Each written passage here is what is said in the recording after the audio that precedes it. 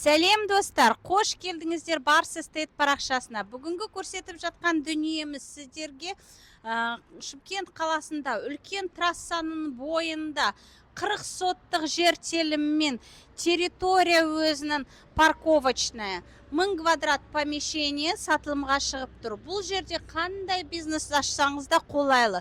Кафетерий, офис, здание, 3 этажды зданиясымен осындай керемет бизнес-центр сатылымда. Мінекей көріп тұрсыздар, складские помещения істесеңіздер де, кафе істесеңіз, ресторан, барлық бизнесқа қолайлы.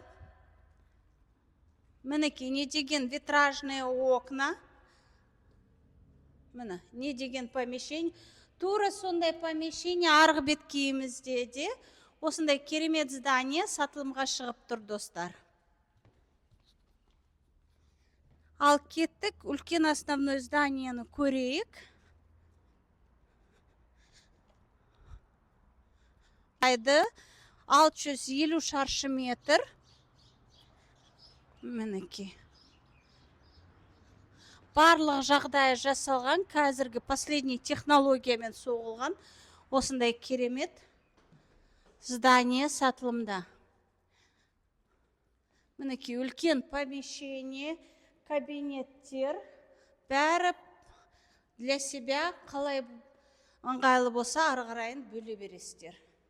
Тура осындай 3 этаж цоколіміз бар, төбеміз бар, және де мұнда жүріңіздер көрсетейін.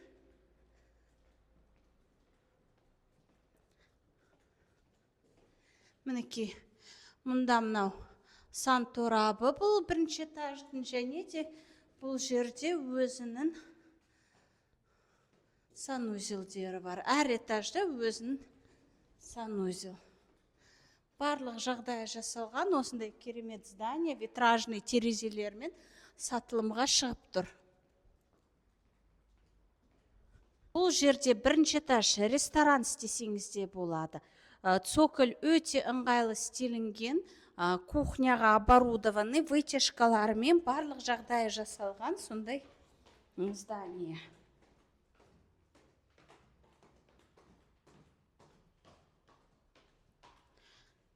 Және де бұның бір ыңғайлысы цокольден де бірінші этажға сразу сыртқа шығып кетуге болады. Мінекей көріп тұрсыздар, толық вытяжкалар жасалған осындай дайын тұрған мекеме сатылып жатыр. Ал кеттік, енді 3-ші этажын көрейік. Ал мінекей жаңа айтқандай, бұл жерде өте ыңғайлысы, міне далаға прямой шығып кетіп, осы жақтан продуктілерді тасып, жұмыс жасай беруге болады, бірінші этажға кедергі бермей. Ал кеттік, енді 3-ші этажын көреміз.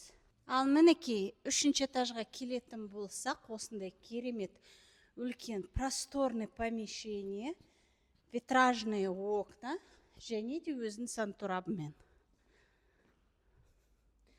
Осындай керемет трассаның бойында помещение сатылымда. Толық ақпаратты төмендегі нөмерлерден ала аласыздар. Сау саламатта болыңыздар.